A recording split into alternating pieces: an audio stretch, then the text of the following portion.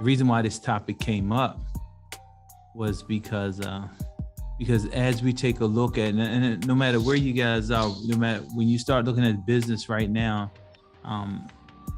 people are loving, even though we're in this digital place, people who are having the strongest relationships, they're getting the most amount of business. People having the weaker relationships, they're always looking for somebody new. And so this is a question I want to ask you guys. Is it easier to work with somebody who you know or somebody who you don't know? That's the question. Who's the easier person to work with? And I'm asking this question because I'm putting it out there in the ether. So I want you guys to answer that question for me. Who's got an answer for me? Is it easier to work with people who you know or people who you don't know? I say people you don't know. You don't know? Okay. Who else? Anybody else want to chime in on that? I say it's people you know. People you know. Okay. Anybody else? We had one to say people who you don't know, one to say people who you know. What say ye, the third person? I say people you know. This is Natasha. Okay. So let me give you this. And I'm not picking on you, Holiday, just so you're clear. If it's easier to work with people who you don't know, then you know the wrong people. Yeah, and as the fact is that people do business, people who they know, like, and love. That's who they really want to do business with. If they don't have somebody who they don't know, like, and love, then they'll go to a stranger because they don't have another option. Because relationship is all about trust. Relationship is all about having the confidence that somebody's going to do what they say they're going to do when they say they're going to do it. And when you have somebody like that who you already know, odds are you're going with that person first before you go to a stranger. Because in that business, because this is a relationship and this is business, and in this relationship with business, it requires a certain amount of vulnerability, right? And nobody wants to be vulnerable to a stranger unless they're your therapist. The only place that works where people do want to do business with people who they don't know is if it's a therapist. And the reason why they don't want to work with a therapist is because they want that anonymity. They don't want to unload their closet and their baggage to somebody who they know, because again, it changes the perception of them. And so in sales, people really want to deal with people who they know, because again, it's about like, know, love, and trust. And so with that being in mind, business is really about relationships. And the stronger your relationships and the stronger your relationship ties are, the greater probability you have of growing your business. And not enough of us in the sales industry, particularly, we really understand that, because we spend so much time talking to new people, right, that we don't respect the old people we already know enough to really say, that's where my bread and butter is going to come from. We believe it's going to come from new people. So what do? We spend a whole bunch of time, energy, and money marketing to people who we don't know, when the fact is, you have to call that person, you have to introduce yourself to that person, then you have to make yourself appealing enough to that person would want to talk to first. Then you have to talk to that person long enough to gain that person's confidence that you're the person to do business with. Then once you're doing business with you still have to figure out who they are and what's your relationship going to be like and working with them. And so when you when you running your business and you starting with new people on a consistent basis, that gets exhausting, right? Hank, you ready to say something? I saw your box light up. No, but I definitely understand. I was just sitting here thinking to myself, oh my God, I'm exhausted. Making cold calls. Yes. Yes. It is. And so if you've ever had a customer client that you know, right, you don't have to deal with having an icebreaker. You don't have to deal with small talk. You don't have to deal with figuring out how you're going to talk to them. You don't have to deal with getting them to like you.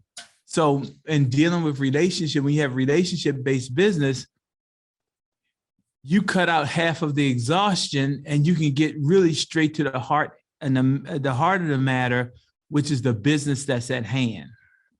And so that's why it's so important to have those relationships and to do business with people who you have great relationships.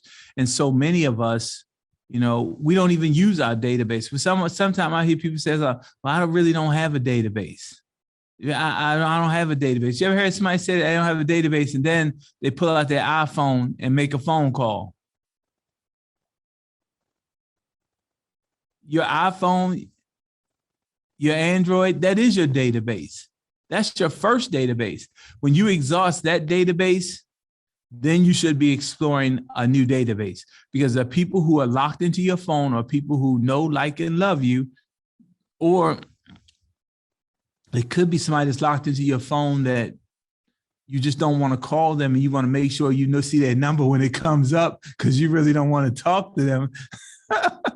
Either way, those people are locked into your phone. So that should be your first resource, because those are the people who you have relationships with. And so in this business, and in any sales business, your longevity is predicated on the relationships that you build along the way. And so I'm going to use myself, for example. I'm just telling you guys, if I don't do anything, if I don't lead generate not one day, I'm guaranteed at least 20 transactions a year. Guaranteed. Why am I guaranteed 20 transactions a year? Referrals. Why else? Where do referrals come from? Relationships. Past relationships and business. People who know, like, and love me. Some of them, I don't even think they really like me. They just know I'm good at what I do, and they say, he gonna take care of your people. They know I'm gonna take care. And sometimes it's like that. People say, well, and I'm not saying me per se, it could be me too. Somebody might say, well, I really don't like them, but they do one hell of a job. Go over them. You ever had somebody like that? You just really just didn't care much for them. However, they did such a great job. You almost got to use them because you're not going to get a better job someplace else. Yeah. And sometimes like that, sometimes we go places and we say, the food is horrible, but however, the service is great. Or the food is great and the service is horrible. Either way, we go because we like it. And it's just delivering something to us. And so with that being in mind, what's your business platform like? And that's, I want to open this up for a second and just be honest. How many of you can say, without fail, I'm going to get 5 to 10 referrals a year from my friends or my client base, even if I don't pick up the phone? Can you say that? I believe I can. I can say it because I just started lead generating. Okay. Why you just start lead generating, Kay? Because I don't really like to talk to people. And I didn't like to pick up the phone. Okay. And so I knew that if I'm going to be really successful, I had to follow up. And I don't like being on the phone, but I do it now because I'm trying to do the right things. Wait a minute, you trying or you're doing the right thing? I'm doing the right things because okay. I get up here at 7:30 and I leave at 7:30. All right, Kay, can you be transparent with me? I'm going to always be transparent with you. Has your business slowed up a little bit this year? Well, I got sick. So I didn't ask you that. Sick people sell houses too. I got like 5 getting ready to go under contract. I'm waiting for an acceptance now. Okay. You didn't answer my question. I said, did your business slow up this year? It doesn't matter if you were sick or not. Sort of. So, so when your business slowed up, you understood that you had to get your behind on the phone and make some phone calls because it just wasn't raining like it was before, huh? Right. I learned that. I mean, that's just real. Most of us won't lead generate until our mortgage is due. And sometimes some of us won't lead generate until 2 mortgages are due. And then when we start lead generating, what people did you call first, Kay? People I knew. But I work in a beauty salon too, so my customers send me customers. it doesn't matter. The key point is those are your relationships. Yes. So when you were in trouble, you said, look, I got to make some more money. This money that I'm making right now, I've been sick. This money that I'm making in that right now, it ain't cutting it. The first thing you did was you went to your relationships and you said, I'm back here. I'm back in business. Send me your friends, your family, and everybody you know. Is that not what you said? Yes, I did. Yes, I And did. that's the beauty of having relationships. Because if you didn't have those relationships, you would be calling people who you did not know, right? You would be having a 50 to 1, a 50 to 2 conversion rate. What would you rather? Would you rather have a 12 to 1 or 50 to 2? 50 to 2. You rather have 50 to 2? No, 12 to 1. Oh, I was about to say, you're kind of sadistic. I was like, you're kind of sadistic over there, Kay. I was like, come on. And so, and that's where we go. And then, and you just confirmed it in that relationship. Mike Green put in the chat. Mike Green said, I can say that. Open up your mic. Open up your, no pun intended. Open up your mic, Mike. So, Mike, when you were talking about these referrals that you get, why do these people call you? I mean, kind of back to your point, right? It's about the relationship. And I think it's just over the years, I've reached out, I've stayed in touch. I've been consistent with certain activities. And so, when you're consistent, folks remember that. I realized from being in this business for a little while that most real estate agents are not consistent. And so just that one difference is what sets you apart and helps you stand out. When I first started trying this whole relationship building thing, I wasn't sure what to say, what to do, when to say it, when to do it. And then I just realized that as long as you show an interest in people and their lives, when you are reaching out and having this communication, the rest of it all falls in place, right? Like it just kind of takes care of itself. Okay. And that's real. So when you said something though, Mike, what's been the one thing, what's your go-to staple over the years that you believe that it allowed you to build the best relationships? My go-to staple, reaching out with phone calls, man. Reaching out with phone calls, okay. Reaching out with phone calls. Now, over the years, that's evolved into a few more text messages, right? But, okay. I've got about 150 people that will get at least 4 or 5 calls a year from me, and those calls will only be to check in and see how they're doing. Say that again, Mike. Those calls are only to check in and see how they're doing. Yeah, so you're not asking them for anything? I'm not asking them for anything. Okay. What ends up happening on a lot of those calls is something is given to me, right? But the purpose of the call was not to ask for anything. So what you're telling me is that you're calling people coming from contribution. Correct. And you're genuinely checking on them, which leads to a conversation. And then it morphs into them giving you something or assisting you with something, which is called additional business. Correct. Did y'all hear that? Yes. Did y'all hear that? And I believe a lot of us don't make those calls because we haven't talked to somebody in 6 months. We haven't talked to somebody in 8 months. Hell, we might not have talked to that person in a year. And we're afraid to call them because we feel embarrassed because we're calling them now that we start lead generating and that we're asking them for business. And we haven't called them in a year, 8 months, 2 years. So is that really important that you haven't called them in that length of time? The fact is, how many of you have a friend that you haven't seen in 5 or 6 years? And every time you see that person, your face lights up and their face lights up, and you can just have a great conversation. Dave, it was like years and years before we saw each other. But the minute we see each other, we've seen each other, the light bulb just come on. Exactly. It's like we never even stopped seeing each other. You know what I mean? It's right. Like we just talked yesterday, but we hadn't seen each other in such a long time, but we hadn't missed anything. We're glad to see each other, happy to see each other, and we just flow from there. Yeah, I know exactly what you're talking about. And with that being said, so we have to take our own personal feelings out of this thing called lead generation and building relationships. And we have to go to the place where we're focusing on just what it says, the relationship, the love, like, trust, and the ability to be vulnerable. And again, we have to take that thing out. We keep judging our insides by other people's outside. We looking around and we see all these other things going on, and we're placing so much judgment on ourselves. It does not allow us to open up and to receive the abundance of respect and the abundance of referrals that our relationships have for us, because we're too caught up in ourselves personally.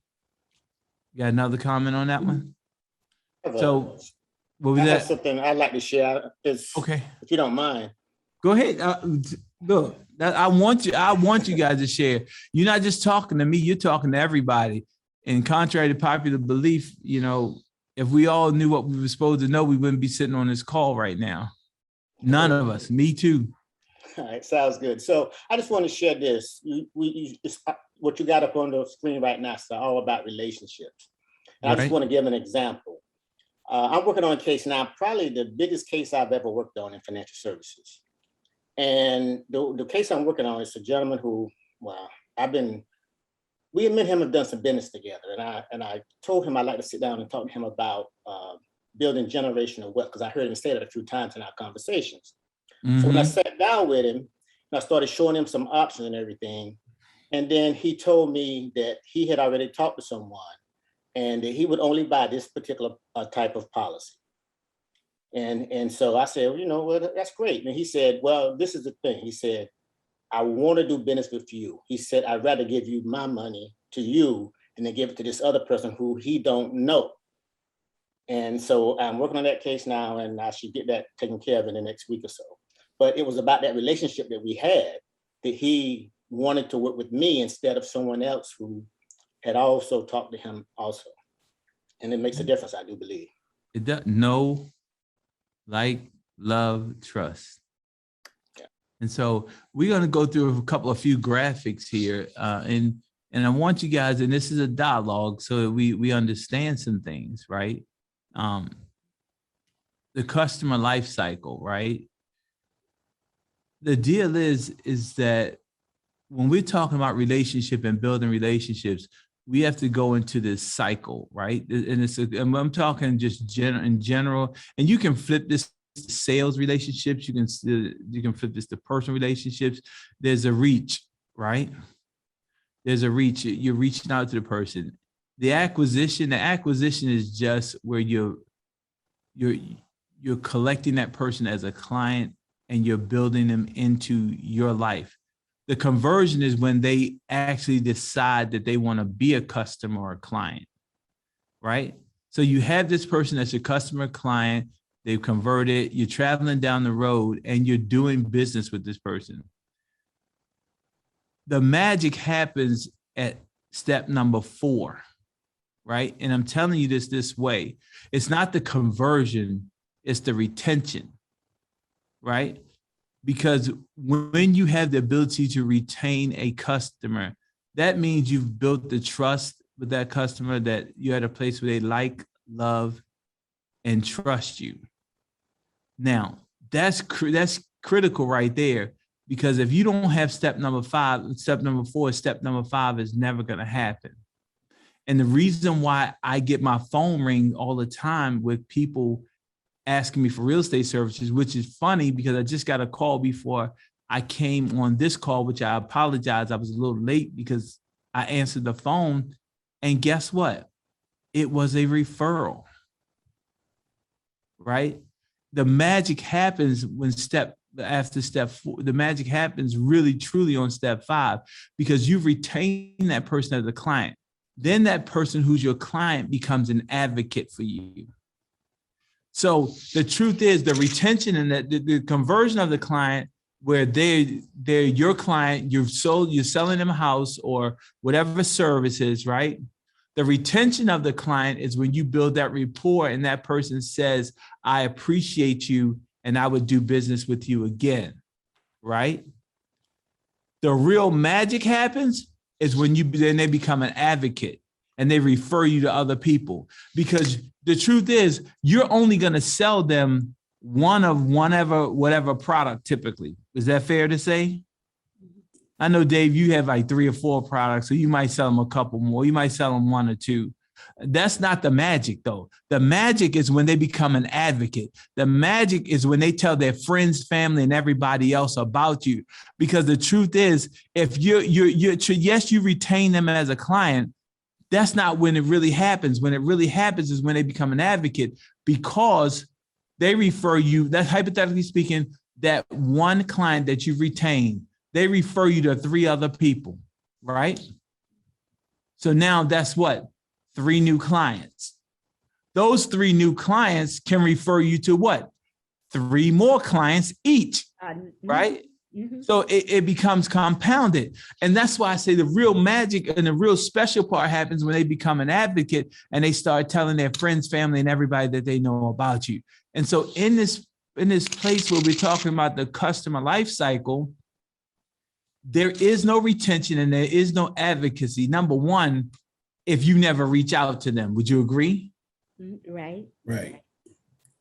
There is no retention. There is no advocacy if you're not in the acquisition mode where there's some type of rapport that's built up between you and that person, where that person would even want to think about doing business with you. Would you agree? Right. Right. There is no retention or advocacy if you can't truly convert that person to a client where they actually are doing business with you. It's just not. Now, here's the key. I said the magic happens at the magic starts to happen at retention.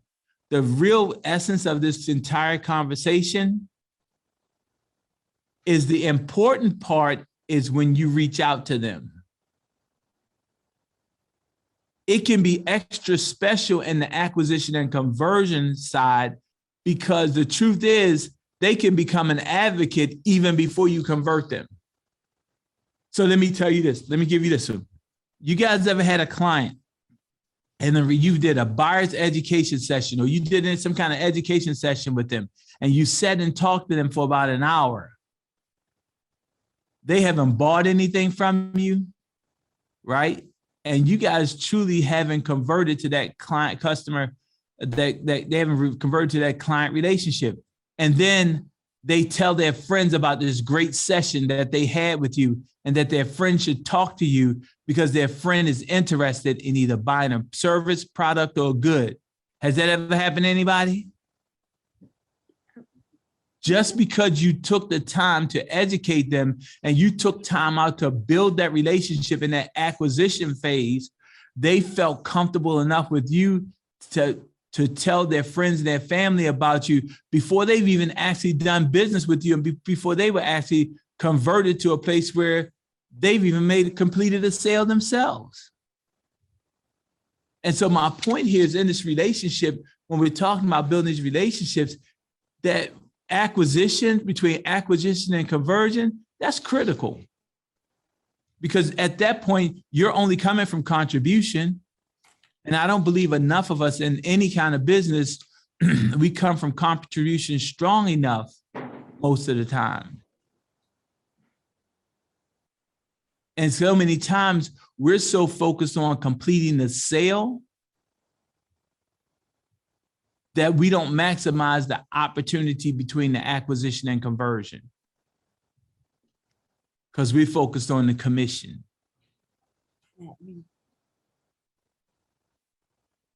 Give me some feedback because y'all listening, but I wanna give me some feedback.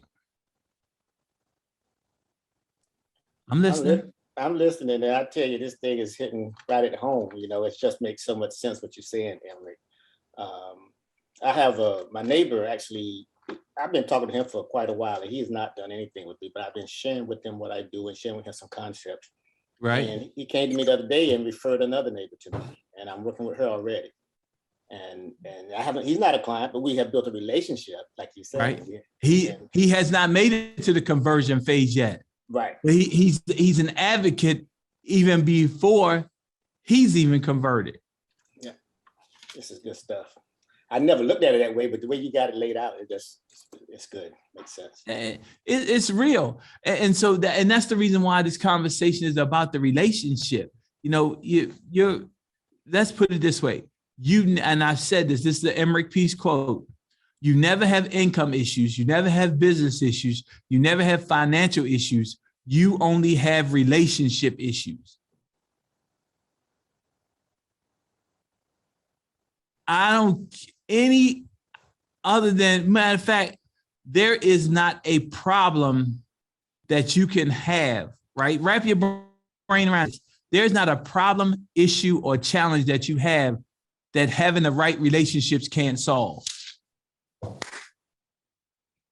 And I'm open, I'm game. I'm game for somebody to say, give me one issue, problem, or challenge that you have that a good relationship can't solve.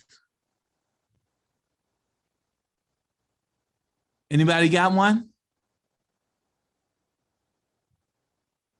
Somebody over there said, well, if you died, that won't help you. Better have a great relationship with Jesus Christ. Better have a good relationship with your maker. You get what I'm saying? Somebody, you know, whoever's in the afterlife with you, you better have a great relationship because you're about to meet them in the spirit realm. And I hope you've treated them well before you got to the spirit realm. You get what I'm saying? So when we talk about this thing, it's about relationships. Now, I just want y'all to know, I just got another Emerickism out of this. The other Emerickism is this, just what I said. There's no issue, problem, or challenge that cannot be solved if you have the right relationships. You've been saying that for a while. I just say it different ways. And thank you, Kay. I'm glad you listened to me. I pay attention to everything you say. Uh-oh. You're putting too much pressure on me, Kay. And so we got to look at this thing, Gay. We're in the sales, and let's make this clear. We're really not in the sales business, right? You're in the relationship business. And so I had this as one of my questions. You know, why is it that so many people fall out of real estate? Why is it that people get out of real estate? Why is it that people get out of the financial services industry? Why do people get out of these businesses? Anybody know? You got one guess. They don't have relationships. There we go. Because if they had relationships, they'd have clients. And if they had clients, they wouldn't have to get out of business because they wouldn't be able to get out of the way of business. And that's just real. So let's look at this right here. Let's look at this wheel for a second. I want you guys to see this. And this is the sales cycle, right? And it's much like the five components.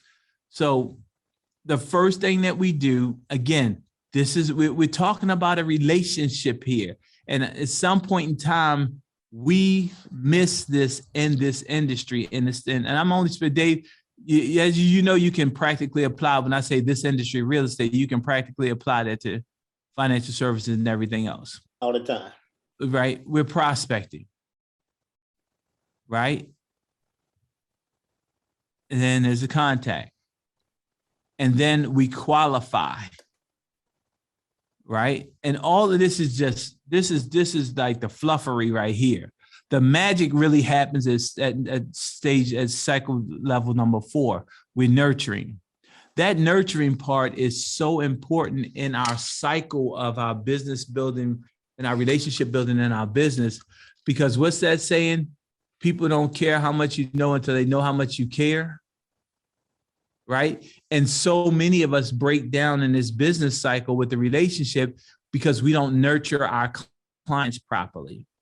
We're focused on the commission. We don't understand what our client's perspective is. We don't really understand what our client's requirements are. And I'm going to use this word, and I'm removing it from my vocabulary. We really don't truly understand what our client's needs are. So which ultimately means we don't service our clients at the highest level as a whole person. Most of us service our clients to the place of getting them through the transaction. And there's a difference.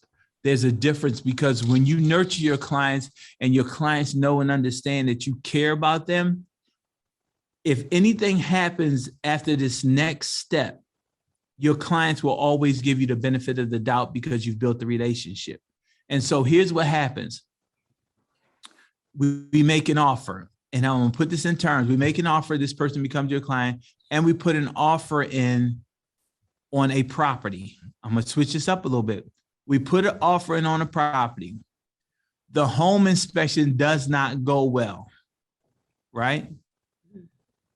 And you have to give that client advice as a fiduciary. You have to give that client advice whether they should proceed with that transaction or not. The client does not want to listen to you and what you're saying, even though what you're saying is the best option for that client. And the client does not want to listen to what you're saying. The client says, I don't want it. I don't care what you say. I don't want to, it's just it. And then there's a breakdown with you and the client because the client feels like you're trying to sell them on something that they said that they did not want. Why does that client feel that way? Lack of trust. Why do they have lack of trust? Didn't build a relationship. When did you not build the relationship? At the very first conversation. At the very first conversation. And what else? Using a sales cycle. The nurture. You didn't nurture them. They didn't feel that, just like you said, Hank, they didn't trust you. You didn't nurture them properly. And they have a trust issue with you that has not been exposed. Because here's the deal. You don't know how great your relationship is until your relationship is stressed. Mm-hmm. You get what I'm saying? When everything is good, everything is good. When things go wrong, it's your fault. If you don't believe me, those who have a wife, ask your wife. If you have a husband, ask your husband. If you have a significant other, ask a significant other, because it's never their fault, right? It just is. So at that place, we have to do a better job in steps 2, 3, and primarily 4. And then at 5, when we're making an offer, there's something that's going to come back in that counter situation. And when in that counter situation, whether it be the home inspection, whether it be the price, whether it be the financing, your ability to handle that objection comes into play. Now, the validity of the way that you handle that objection comes into play from that client's perspective is based on what? How much they trust you.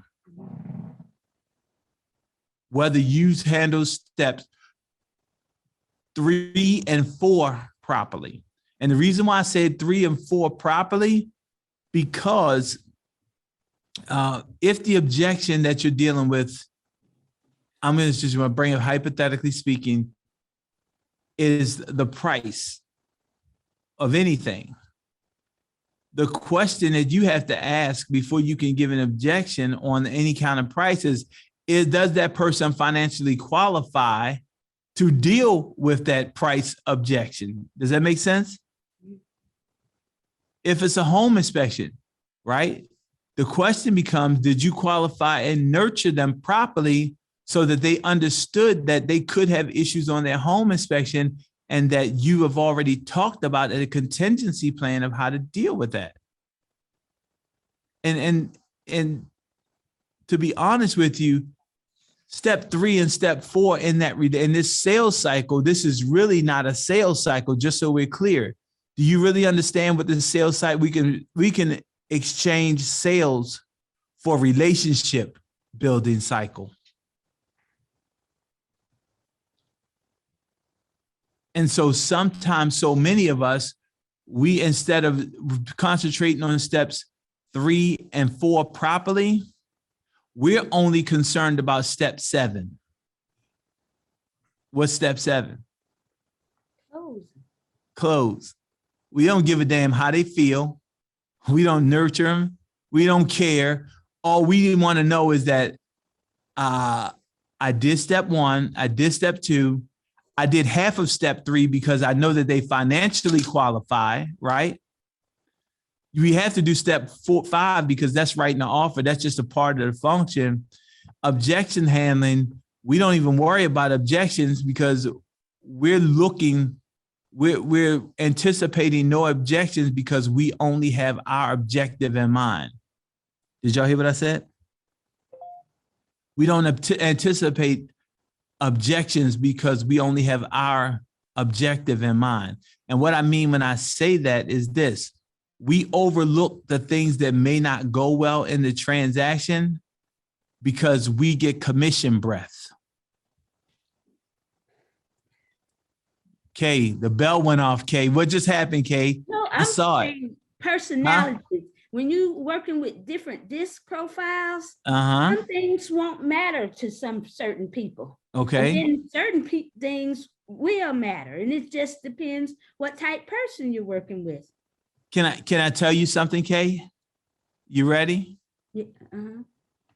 The only person that we can control in this relationship building sales cycle stages, the only thing we can control is what we do. Right. And we have to run our process to make sure we cement our relationships the best way possible, which means that in sales and in business, we have to maintain a certain consistency about the way that we do things. Even though we're dealing with different people, right? Mm-hmm. We can't make assumptions based on people's behavior style of what we should or should not do in our processes. The challenge with most of us of why we can't have longevity in this business, in our business, is because we treat people different. And I'm not saying we don't treat people different because each circumstances require you to do something different. What I'm saying is that we treat people different. When I say we treat people different, we make an attempt to adjust our behavior style and the way that we do business to cater specifically to each individual client. And that ultimately creates inconsistency in our businesses. Yeah, that's true. That's true. And that's the reason why most of us don't have the sustainability to produce high numbers on a regular basis, because we're inconsistent, and we're so inconsistent to the place where we're constantly changing the way that we do things to our customers and clients. And I'm not saying you don't make modifications to maybe the way that you approach things, but there's still a process of what you should and should not do in your business. What say you, Hank? Because Hank, you got all that stuff behind your head, so you putting a mark on yourself for me, because I see leads, contacts, I see the millionaire real estate agent stuff behind your head. So now you got me thinking. So now you got to give me some feedback. Don't tell me you just got it back there for decoration. Well, what you're saying, it makes sense, because the process is the process. Don't deviate from your process and what you know works. And again, you're going to tweak the process, not the process, but your approach, how you talk to people, the order in which you may address things, how you communicate with people. That's what you want to change. But right. The process is the process. And so here's the key. Here's the key, right? I want you to think about the process as being a checklist. At the end of every transaction in your business, you should have a checklist. And that checklist should indicate that you have covered all of the bases that you cover with every client. You get it? So sometimes you might do step 2 before step 3, because like Kay was saying, a behavior style, and they're throwing you off a little bit and you still have to deal with them. However, at the end of the day, it's 10 boxes to be checked. And in your process, all 10 boxes should be checked, which will ensure you that you've done all the things that you should be doing to get yourself to the point of retention of the client and advocacy for the client. We got it? Now, here's the deal, right? In this place of business and relationships, what we have to absolutely be clear of is that we cannot skip steps in this sales cycle and the sales cycle stages, because again, it's relationship building stages. Also, we cannot skip steps. The reason why we can't skip steps is because your end goal after you get to step 7 and you close, is the retention and the advocacy.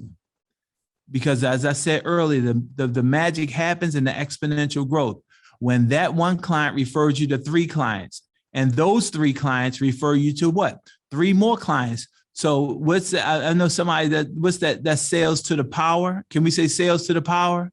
I know some of y'all math majors. Look, Hank started smiling. He a math man. I saw him start smiling. We're going to call that sales. Okay, another Emerickism. Sales to the power, right? And we're going to go sales to the power of 3. Wrap your brain around this, right? The power of 3. You have one client. The one client refers you to 3 clients. So that's the power of 3. The power of 3 on that 3, those 3 clients refer to 3 more clients, which becomes what? 9, right? Now the power of 3 again takes you to what? That 9 become 9 to the 3rd power is what? I don't know. I'm not that great of a math guy, but I know. What is it? 27. Okay, there we go. 27 to the 3rd power is what? 81? Is that right? Is that right? 162. 162. I see. There we go. Y'all get what I'm saying? So we got to really think about sales to the power. All right. Don't nobody steal my thing. We're going to call that, whenever you think your business, think of sales to the power. Sales to the power of 3.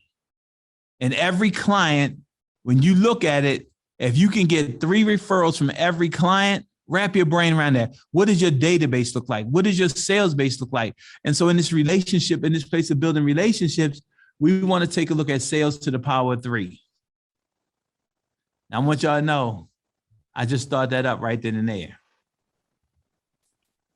Sorry, Emerick, it was 81. Yeah. That's I what thought it was I'm 81. I'm so sorry. I didn't want to say nothing, right? I was wondering. Apologize.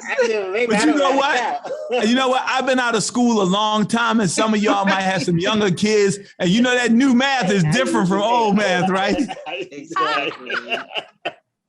And David, yeah, you in numbers, man. You just let it fly too. I was like, I said it was 81, and somebody said, I said, well, maybe I understand the power.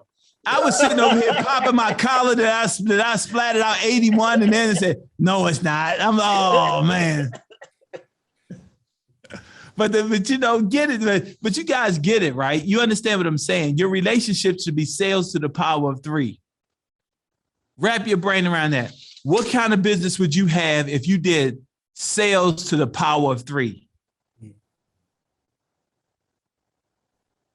All right. Let's break it down a little bit. What if you did sales to the power of 2? That's What would your business look like? double. We get it? So again, don't skip any steps in this cycle. It's critical because we're talking sales to the power. And so in this place of customer relationship, right? Again, and you see I'm driving this home different way with different graphics. It comes back to the point where we're talking about the first thing is you were talking service, right? Service reliability, right? Improvement in what they do. Marketing around what you do to help them better understand that you're there to support them. Quality. What's the quality of service that you're giving them? Support. Now, let me wrap your brain around the support thing. What are you going to say, Kay? Can I take a picture of this? Kay, you can do whatever you want to do with this. Look, do it look like I created this graphic myself?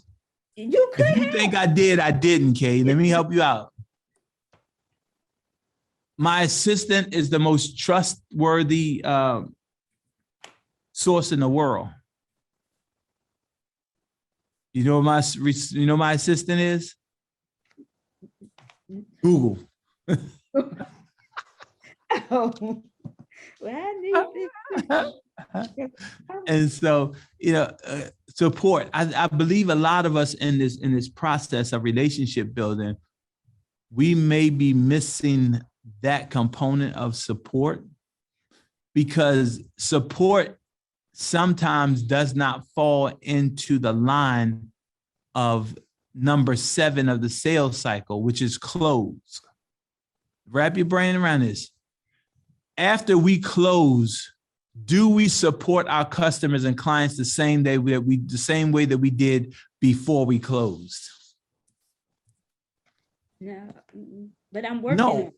No, we don't. So wrap your brain around this. When we're talking about sales to the power, right? After you close, what if you gave that customer client the same support that you did before you closed?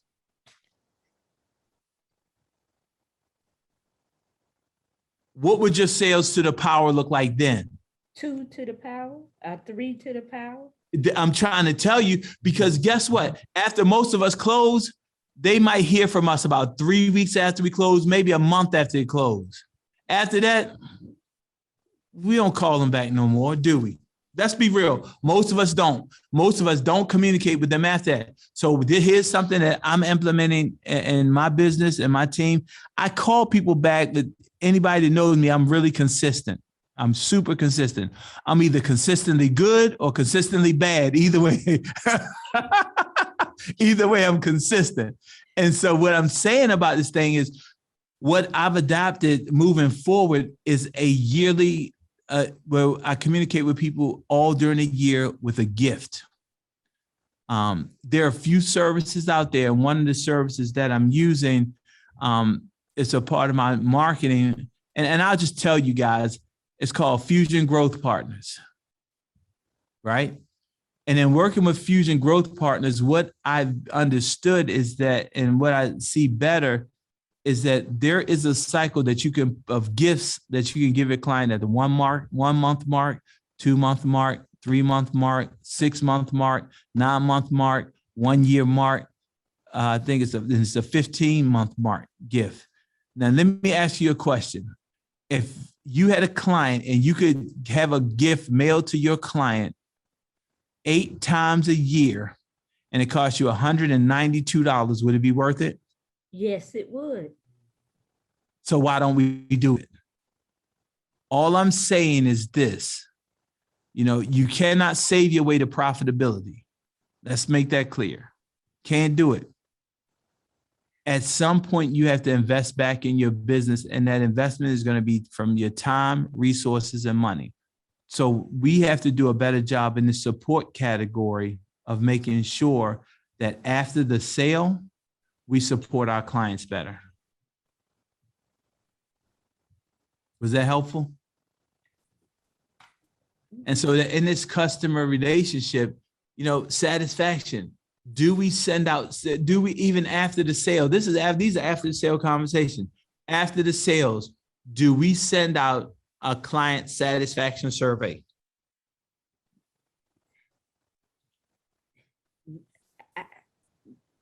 Why not? I'm just asking.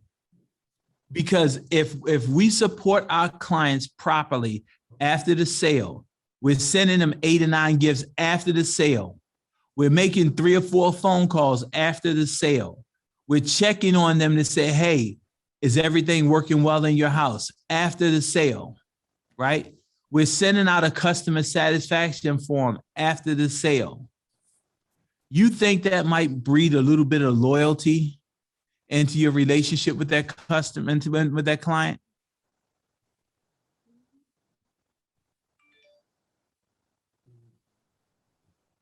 When are they going to forget about you?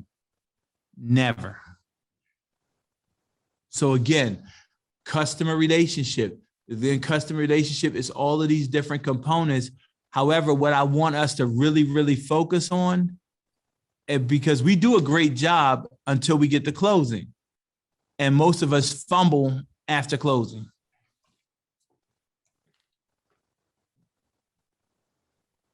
So again, support your clients after closing. Make sure they're satisfied after closing. It's going to cement that loyalty, which establishes just a strong relationship.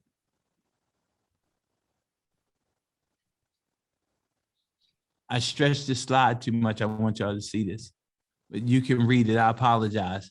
Here's the deal.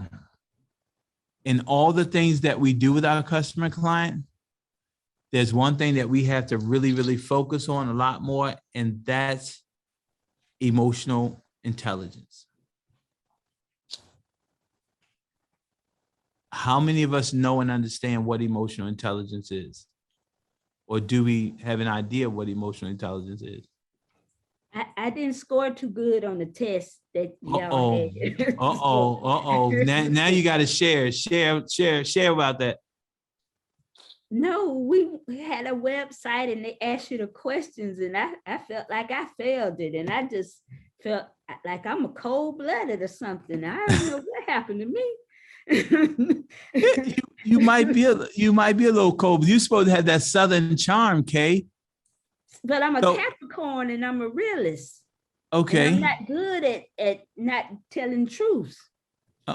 It's not about not telling the truth. It's about stepping outside of yourself and seeing the other person's perspective. Okay, well, I think I'm a little selfish. I might just be. Okay, look, at least you admit it, Kay. Yeah, I'm a bit and the beautiful part about that is that helps you better understand where your opportunities are. Mm-hmm. You know, and it's nothing wrong with that. It's nothing wrong with better understanding where your opportunities are, because again, not enough of us are willing to stand up and talk about our weaknesses or where our challenges are and where our opportunities lie. And we have to, because when we're having this emotional intelligence conversation, right? That's what it's ultimately about. It's ultimately about stepping outside of ourselves, knowing and understanding that there's someone else involved in this process. In the process, what's the process? Let me make this clear. There's someone else involved in this process. What's the process, gang? Relationship building. Is it building? Yeah. The process of relationship building. And at the end of the day, we have to make sure that we're mindful of the other person's position, the other person's place, and what we ultimately have to do in that space of relationship building. Because, you know, we can't have a relationship without the other person. Because just a relationship is just like communication. Actually, relationship and communication can really be used as synonymous terms. And the reason why I'm saying that is because communication means that someone is saying or sending a signal, and the other person is receiving the signal and has the ability to acknowledge that the other person is sending that signal to them. You got your hand up, Hank? Yes, I'm going to admit I am ignorant to emotional intelligence, and that slide, if you can walk me through, okay, give me some information. Okay, so here we go. We're gonna go a little deeper. It's another slide. We're gonna go a little deeper. Right. So just run with us right now, and then we're gonna go a little deeper, right? Emotional intelligence. When you have a certain level of emotional intelligence, it helps you increase your leadership ability. It increases your team performance. It improves your decision making, right? It decreases your occupational stress. It reduces the staff turnover, and it increases your personal well-being. Now, and the reason why I put this slide first, because I want you to know the benefits of establishing or working towards a stronger sense of emotional intelligence. Because as a salesperson, as a group, increased leadership, right? You say, well, I'm a solo practitioner. I don't have lead. I don't have to worry about nobody but me. I'm leading a team of one. That's not true, right? Because you have customers and clients that are on your team, right? And you're leading them. You have a loan officer, and we all know we cannot let the loan officer run by themselves, right? At certain places, we're leading the title company. We're leading everybody in this transaction, because make no mistake, as a real estate professional, you are the lead. You are the head of the transaction. Because if you don't sell a house, don't nobody get paid. Let's be clear about that. And so in your relationship with all of those people, again, it comes back to leadership ability, increased team performance. All of those people who you're leading will perform at a higher level with the desired results that you want to achieve, which is ultimately your client's happiness. Improve decision-making. When you make decisions, right, and you understand the people who are around you and how it affects them and how important it is for them to work inside of your structure, right, it allows you to make better decision-making, which is ultimately comes back in the form of leverage, typically, specifically for most of us. Decrease occupational stress. Not one, but all of us have been, for lack of better terms, upset, angry, pissed off at somebody in the transaction because they didn't do what they were supposed to do, which creates occupational stress for you, because half the time you're upset with people for not doing their job, which you don't have anything to do with. But again, when in that space of people on your team, emotional intelligence, you understand how to talk with them, how to deal with them, and how to get the best results from them, it decreases your stress. Reduce staff turnover. You say I'm a solo practitioner, I don't have a staff. Yes, you do. You typically choose what loan officers you're going to work with, correct? Mm-hmm. You typically choose which home inspector you're going to work with most of the time, correct? You choose the people who you're working with. And most of us, if you've been in this business for any length of time, you have changed some folks. Yes. You have changed some folks. So maybe it's not the folks that might not be that bad. Maybe it's just the way that you interact with these people and you communicate with these people. And that's the reason why they're not that good at working with you. And Kay, that's why I appreciate what you said is you said, you basically said, I might have some challenges. Yeah. And if you can call your own baby ugly, then you know the outside world see your baby as ugly, right? And you can't just put makeup and a pretty dress on your baby. You have to do some cosmetic surgery. Yes. And I come to class every Thursday. And I appreciate that. And then at the end of the day, it all equates to increased personal well-being. Because at that place where you have people on your team working well, your team is clicking, all your transactions are running smooth, it ultimately means that you're going to make more money. Let's be real. Because we're all in business to do what? Make money. Make money. I know some of y'all out there, so somebody's talking about, well, I just love working with people and I just love to make people happy. And I love to help people get their new house. I get so much joy from that. I got a question for you. And if that's the only reason why you do it, did you donate your entire commission to that person you sold the house to? The answer is no. So you're doing it for the money because you got bills too. I used to say that. The key word is used to. But now I had this event hall and I want it pretty. So I got to work. There we go. And so you were asking this question, Hank, about emotional intelligence, right? And this is the best way to sum it up. You got low EQ and high EQ, right? And so when we take a look at this and we start talking about emotional intelligence and, my fault, I apologize.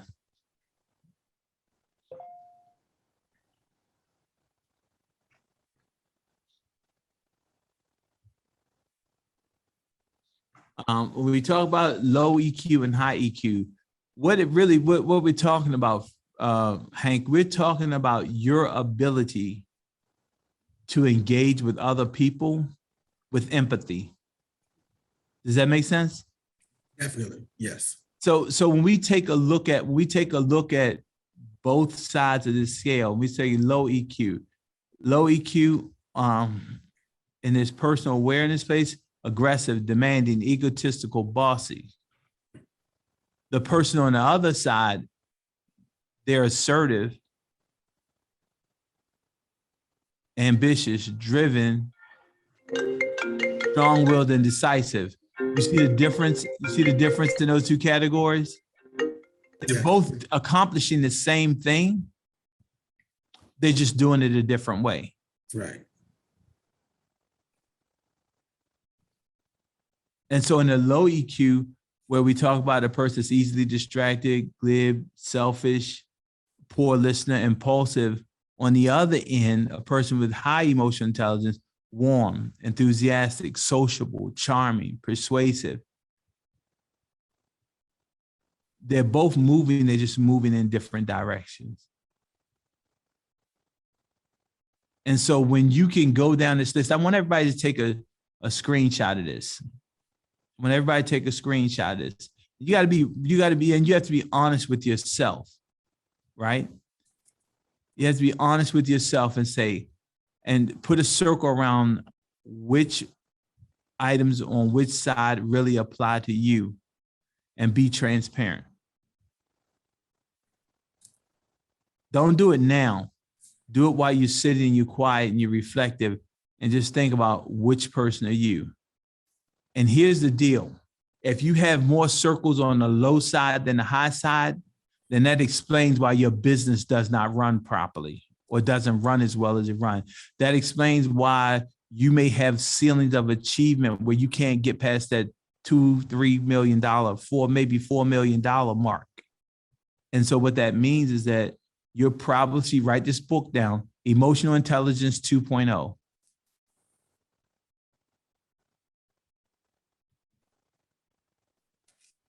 Emotional Intelligence 2.0. You probably should really pick up the book. Everybody should pick it up. If you find that you have more circles on the low rather than the high side, you probably should go pick that book up.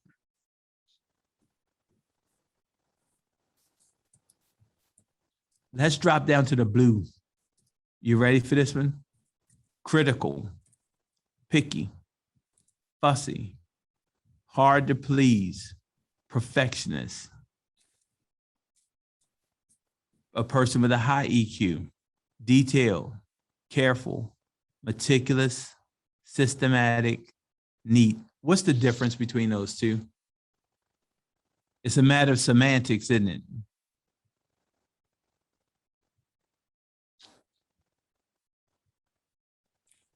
It seems like it's about your interaction with others. Okay, tell me more.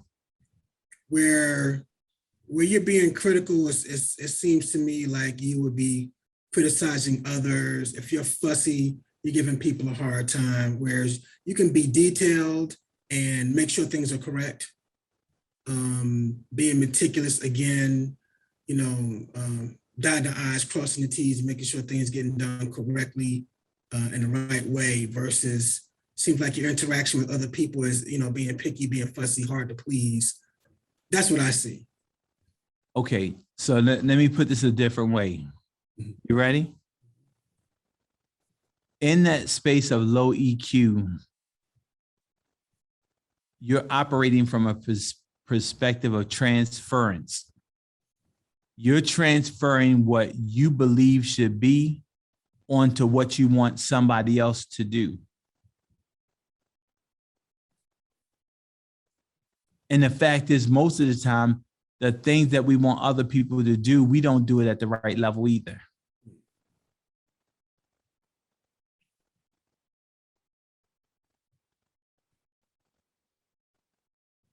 You got it? Yes, that makes sense. And so if you take a look at low EQ and high EQ, really that's what this is saying. People with a low EQ, they operate from a perspective of transference.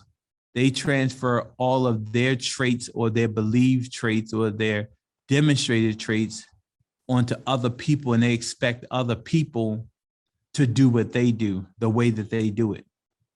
when the truth is everybody's not built the same. So we have to meet people where you have to be willing. A person with a high EQ is willing to meet people where they are and then pull them to where they want them to be, as opposed to expecting people to meet them where they are. They're willing to go down. They're willing to go back and meet people where they are. Does that make sense? Yes. And that's a part of high emotional intelligence. And that's a good way to put it. Are you willing to meet people where they are? Or do you expect people to come to where you are? Okay. Maybe that's why I fail so bad. Because you want people to come to where you are instead of you going to meet them where they are. Mhm. Did I strike a nerve with you, Kay? Well, it revealed how I really am. Okay. No, that it reveals where you're moving from. Okay. All right. That's a good one. You like that? Yeah, I like that much. It reveals where you're moving from. Neva, you back, Neva? I've been here the whole time. I just had to chime in because you weren't. I know. That's why I said you back, because you had to cut that camera on, something burning on you. Go ahead, Neva. Yeah, you weren't just talking to Kay. I struggle dealing with that because I realized, and I'm a work in progress, but I realized pretty much my entire life I am an inherently selfish person, and I think the world revolves around me. So coming to that realization, I have to realize I have to go to where people are and not have them coming to me. Ooh, okay. And that's a beautiful thing when you can begin to move and understand, particularly, I don't know, y'all might not be my age, but particularly at the age that we are of maturity and understand that we have to make some adjustments in where we are and not say that's just the way I've been all my life and I'm just going to stay that way. That's a beautiful thing. So congratulations. Thank you. And at the brand new ripe old age of 51, yes, it doesn't feel good, but it's a necessity. I gotta work on it. You know what? In your life, you'll feel better about yourself. You'll feel better about yourself because, you know, when we get to a certain point in life, we have to really understand that it's really not about us, but however it is about us. Because as we get older, some of y'all don't know, Hank, Mike, y'all don't know nothing about this. The older that you get, right, the longer the list becomes of things that you will no longer do. Mm-hmm. As you get older, that list becomes longer and longer. The stuff that you did at 35, 36, 37, when you get 50, I ain't doing that no more. You ain't gonna say that ain't what you're saying. We all grown folks, and I hope I don't offend nobody. You gonna say, I ain't doing that shit no more. That's just what you start saying. I ain't doing that no more, right? Look at Dave. Dave looking at me. I go to the gym. I would run up and down the basketball court for 5 hours. At 56 and 9 months, I ain't doing that no more. You get, and so, and in that place of emotional intelligence, it's easier, I believe for a lot of folks, it's easier to come, once you become aware, it's easier for you to make that adaptation to the way, of changing the way that you think about things, because you understand how much stress is creating in your life, and you understand you can't make people do nothing they don't want to do. So you may as well just help them as much as you can, because the resistance means that the juice is not worth the squeeze. And it's just too hard because you don't want to fight no more. You don't want to argue no more. You don't want to try to convince people. Listen, let's just do this way and let's just keep it moving. Let's keep our life simple. We got it? Did that help you, Hank? Yes, definitely. Thank you. So you going to get that book, Emotional Intelligence 2.0? Yes, sir. Hey, Emerick. Yeah. Hi, I just have a comment. Please. Yeah, so all of this, what you're giving is very vital. And I Okay. wanted to just put out there, as far as building relationships Okay. and dealing with, situations or whatever, where it may not rub me the right way. But I like to look at that as an opportunity. Okay. I like that. An opportunity to understand the other person. Okay. And in understanding the other person, we are learning as well. Mm-hmm. So it's a dual benefit. And So I just wanted to throw that out there, because and go ahead. because I mean, I've been, so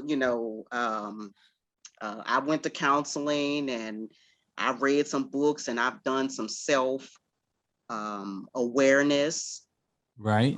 of why I do this, or why I do that, or why did I do that, or how can I do this better.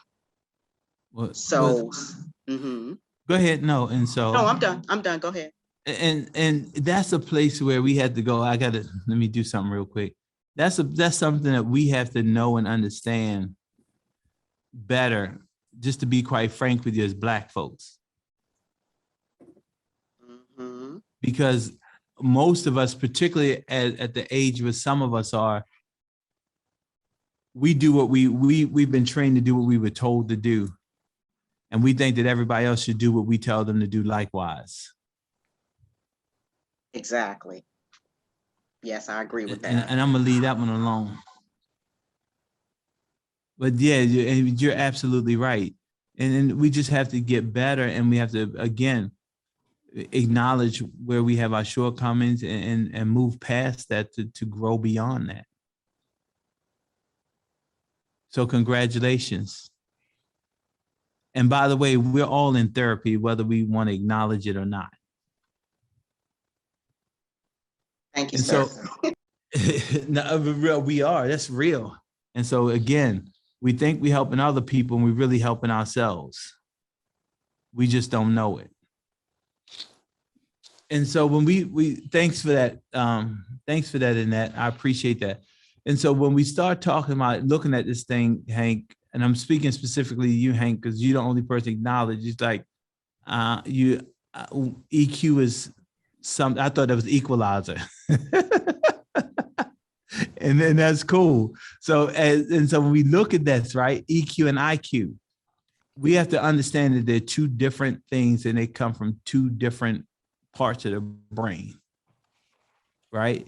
And that's clear and obvious, because we all know some super intelligent people that have absolutely no common sense, right?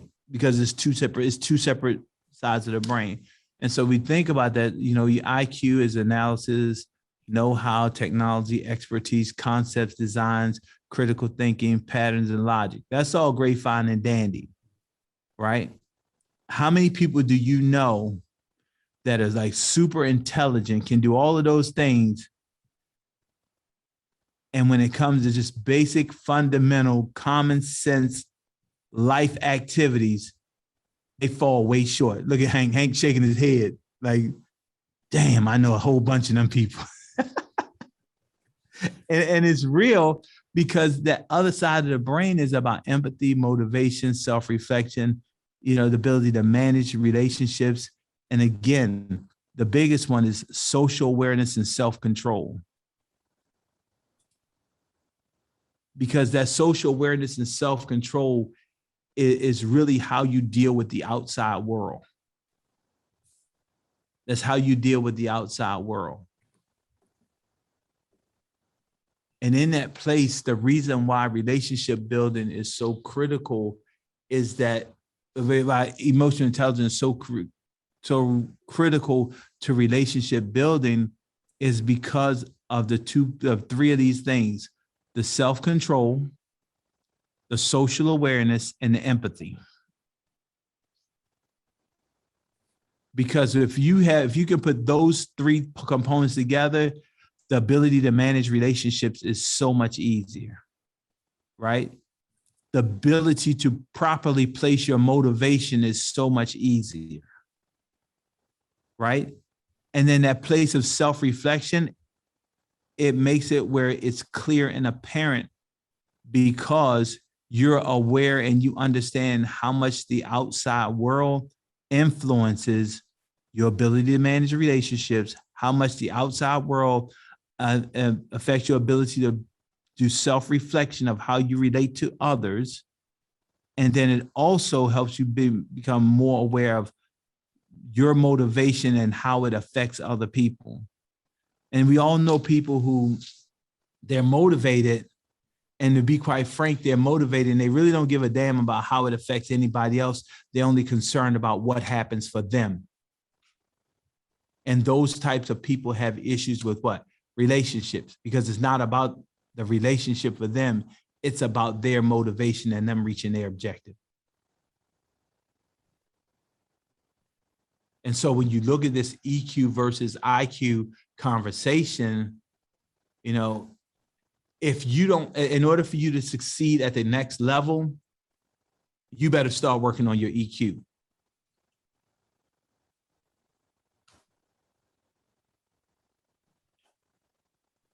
Because the world is a more social world. Intelligence is not going to get you there. Can I say that again? Intelligence alone is not going to get you there. Your ability to is to display self-control, to have social awareness, and to have empathy is the game changer. Because it allows the middle three to fall into place. It allows you to properly place your motivation. It allows you to be self-reflective to the place where you understand how other people interact with your world, and it enhances your ability to manage your relationships. EQ versus IQ. We got it? Got it. Ron said, ouch. Ron, what say ye, Ron? Because you said ouch. But tell me about that ouch. Just so everybody knows. You're stepping on my toes, Doc. Stepping on your toes. Just so everybody knows. Ron, what are you, 83? Yes, sir. Ron Evans is 83. And he's still on these sessions. What does that tell you? We ain't even scratched the surface yet. However, Ron, you said ouch. And so I'm stepping on your toes at 83. Why are we stepping on your toes, Ron? I've heard it before, and I've done it before, and I still haven't gotten it right. and that goes back to what I said. We're all in therapy, and therapy is continuous. Ron is 83 and he's still in therapy. So what does that tell you? My Lord. We just have to know and understand that we are evolving. We are evolving creatures. Absolutely. And you know what? Some of us get it sooner than others. That's okay. And again, that's opportunity. Opportunity exactly. to build on a relationship. Mm-hmm. And I want us to be real clear, right? Like most people say, I got this. And the fact is, when you start saying I got this, that means you don't got it. Because the reason why I say you don't got it is because, you know, the world is evolving. People are evolving.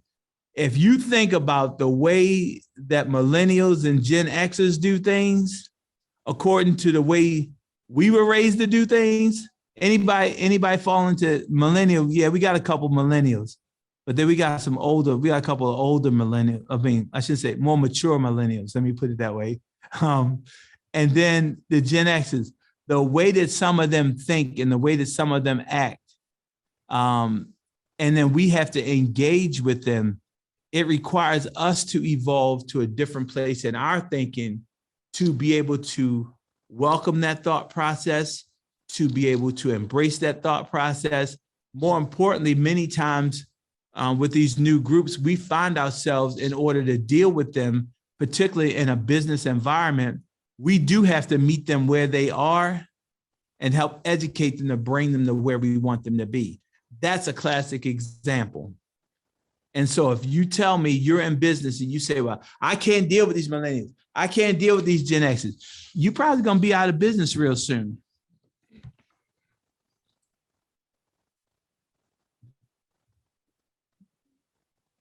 And that was a true proverbial pause, by the way.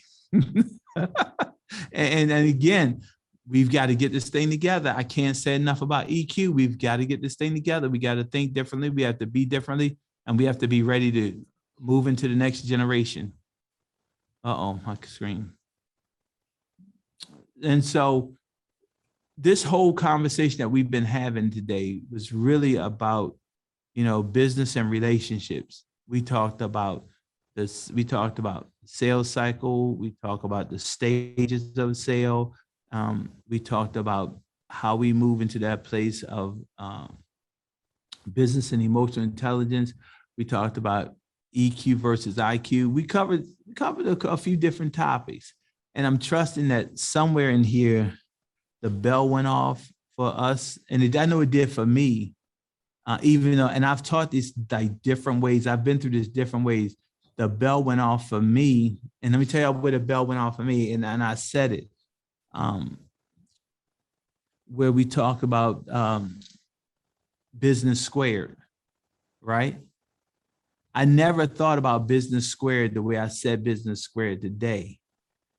And we talk whether it's to the third power, to the second power. It's a different way for us to look at doing things. And I'm hoping and trusting that you guys got something different out of it also. And so for the next couple minutes, let's give some ahas where the light bulb went off for you. And just so you clear, some of you on here have not participated very much. We all have to give an aha, and we all have to be a little bit open. So when your name pops up on my screen, I'm telling you, I'm gonna ask you a question. Is that fair? Hank, you the first one on the screen, Hank, for me. What's your aha?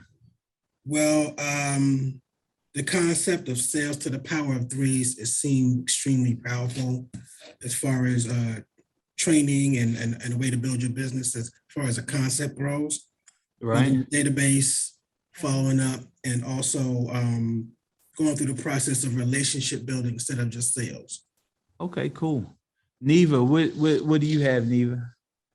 And don't do like Hank and rattle off 5 things, because Hank took somebody else's thought. I want you to know that, Hank. But since you're the new guy, I let you go ahead. I can't beat you up too bad today. Next time, the glove's coming off. Sounds good. What you got, Neva? So for me, relationships, because it's just kind of harping on where I've been building and creating relationships. I don't know if I told you, I'm going through old databases of people I've met at open houses and different events that maybe I didn't follow up on, and recreating those relationships. Mm-hmm. So that coupled with not just calling saying, hey, I'm calling about real estate, but making having a conversation, catching up. Wellness check. Yeah. Okay. Okay, cool. Annette. Yes. What'd you get out of it? What's your aha? All of this was delicious. I'm telling you. I think when you showed the cycle, the circle. Hold on, I took a picture of it. Hold on 1 second. The sales cycle, or yes, the sales cycle. Okay. The sales cycle stages. Okay. Which I thought was that was my aha moment. And just to see how, to follow these steps, and not just think of, number 7 to close it. Right. But to get more, more involved. Okay. With each one, and just build upon that. So that was my aha. Okay, cool. Dr. Ron Evans. Yes, sir. What was your aha? Well, like I said before, I've seen it, done it, and still trying to do it right. But it's been very important for me to continue to listen to you, because I learn from my youngsters, as I call them. And I'm not too old to learn. So it's a question to continue to try to beat the bush at the same time as well. But this is very enlightening and informative for me, because these are things that I used to teach when I was back doing what you're doing. Okay. Now I'm starting all over again. It's the cycle. It's the cycle. The cycle is a circle and it keeps going around and round and round. And I recognize also the only limitations we have are those between our two ears. There we go. The critical 6 inches. Dave, what's your aha? My aha was the process that you talked about. Here we call it a system. And like you said, it's a checklist. If you follow that checklist, I mean, it's just like a person flies a plane. They have a checklist because if they don't follow that checklist, things could happen and people, lives could be lost. But it's critical here with what we do as well. If we need to make sure we do each one of those steps and make sure that we do those things. And then we also got to, outside of that, like you said, we got to nurture and do those things to make sure that we got that empathy, which is what it talks about in the emotional intelligence. I think it's a combination of the system, the process, but also your personal input into that system to make sure it works and that you take care of the people on top of the process. Okay, that makes cool. sense. Holiday. Don't read me the whole list because I saw smoke coming from your ears a couple of times. Well, I mean, for those that don't know, I'm a new agent. So today was just I just took a step back and just listened. I always say you got 2 ears and 1 mouth for a reason. You listen twice as much as you talk. So today was just a learning experience for me to listen to people that have done the business, to hear you guys. I was just sitting here smiling, just like, I can't wait to get to that day. I got 5 closings. I got this, I got that. I haven't had a closing yet. I just got my first client and I'm excited. So, this was just very informative. And then the second thing was, in college, I took a course on nonverbal communication. So it was like, who would have thought 20 years ago that class would come to play, because that's interpersonal communication. And I actually list that as one of my strengths. Okay, cool. Natasha Jones. Yes. So everything was a highlight for me. It was an aha for me. Definitely spending time with the database. And I can say that relationships for me works. I still am in touch with a young lady that I sold a house to 5 years ago. I mean, she calls me almost every day. And she just refers someone to me. So I do agree with relationship building and nurturing and keeping that communication going. It does work. And then just focusing on the interpersonal skills and just keeping myself. I have to deal with the work-life balance because I'm dual, working for the government and trying to do real estate at the same time. Is kind of hard at times. Right. So this was very good for me and I really appreciate it. I'll be joining more. Oh, thank you. I'm glad you joined. My aha is when you started out talking about the database and just that understanding that your database is your most valuable business asset, and how you were talking about often if you ask the question, do you have a database, the health of your database? There are some of us that will say, I don't really have a database. And then, you brought up the whole thing about your phone. I would say that when I thought about what you said, it's like, yeah, we have a phone and we have a lot of people in there. We also have social media, and many of us have thousands of friends on social media, and the opportunity that we have to tap into the people that we know on some level to really use that as the foundation for building those relationships. Because at the end of the day, like you say all the time, relationships will take us places that money never will. And I mean, I'm here today as a product of the relationship that you and I have had for 20 plus years. And also I want to give a shout out to Ron. Ron was my first real office boss 40 years ago. And now we circle back to today, and we're still on this journey together, still learning, still growing. I would literally go to his office, and that's when you had the manual typewriters. I would mess up so much. I would put the messed up paper in my briefcase because I didn't want him to know how much I was messing up. And one day he was like, why are we having to order so much more Stop telling on paper?" yourself. Stop telling on yourself. I never told that story before. Well, I'm telling on myself just to say, I just want to say how grateful I am for relationships. And at the end of the day, it is like Emerick always says, it's God, family, relationships, and then the business is going to come. You just focus on the first three and everything else is going to work out, overall. So, and Vera, yes, girlie, you have grown so much over the 17 years I've known you. So great job on that as well.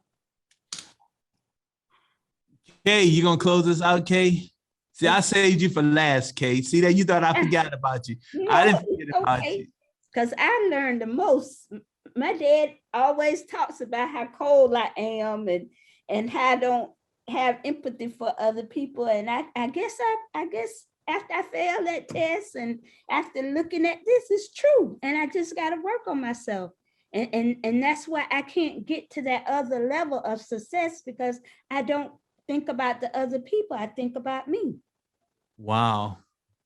You know what, Kay, with you saying that, I want to thank you for being so transparent, because not many people would be that transparent. Then openly, because you don't even know, you probably, you know one of us, at least just 2 or 3 of us from being on this call. The rest of it, you don't know from a can of paint. Oh, Vera. And Vera, okay. But the other 10 people you don't know, but the point being is that you're just that transparent. And that's a symbol of growth right there, when you can be that transparent and speak that way about yourself. So kudos to you. And I appreciate you. Actually, and that's not to say I don't appreciate anybody less. I appreciate everybody here, because, this is what happens. This is, for me, it doesn't matter if we got 100 people here, we got 12 people here, we got 50 people here. The objective here is to make sure we pour into everybody when they show up. And the people that show up, they're going to be here. The people that don't show up, they're not going to show up. And I just got to I have to get better with my notices too. Those of you who know, y'all know I'm going to be here on Thursday. But I probably should put my notices out sooner so more people can be here and share. And I'm going to tell you guys, I'm going to keep saying this, for me, my objective, so that all of you are clear of what my goal and what my purpose is. My purpose is to help 1,000 people figure out how to make $300,000 a year, at least $300,000 a year consistent. You get that? Now, that's any and all people. However, I would love for it to be 1,000 people that look like me. Wink, wink. And so the truth is, and that's why I'm here. I'm here to help the people that come into my space to grow. Those that choose to be into my space to grow.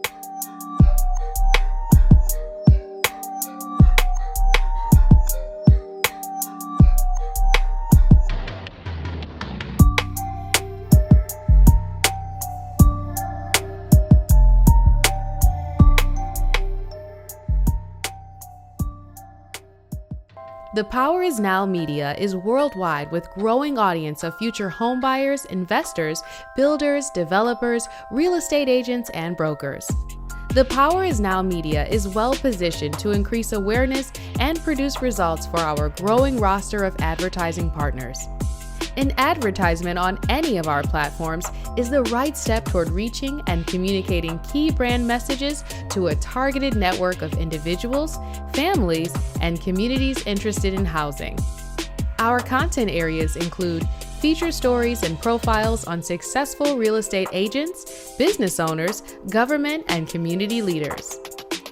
The Power is Now magazines are the leading resource for real estate agents, mortgage bankers, entrepreneurs, and small home ownership businesses, providing leaders with business strategy information, resources, and tools through PIN, real estate, and programming guide magazines.